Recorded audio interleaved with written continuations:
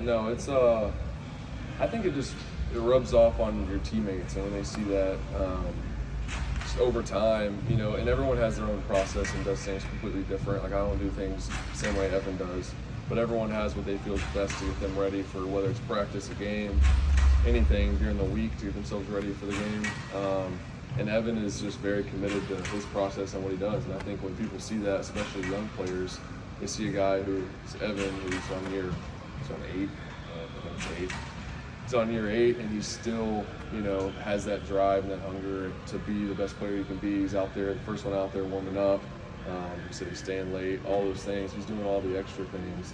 And I think that just is a good example for the younger guys and also just for our team about being a leader on the team. A guy that comes to work every day with that mindset.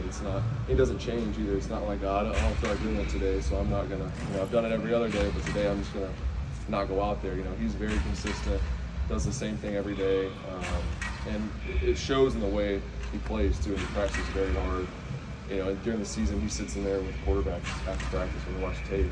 I've mentioned that in the past, but he sits in there once, sometimes twice a week, and we're in there late on Wednesdays and Thursdays, and he hangs out. And there's some weeks where, we'll throw a couple things back and forth and talk about some stuff, and there's some weeks where he just watches it with us and sits there, and then, he rolls at the end. But either way, it's that constant communication. I think that's helped our relationship and our communication and being on the same page, our chemistry on the field, just because we're always talking. He's sitting in there seeing the looks with us, whether it's third down, red zone.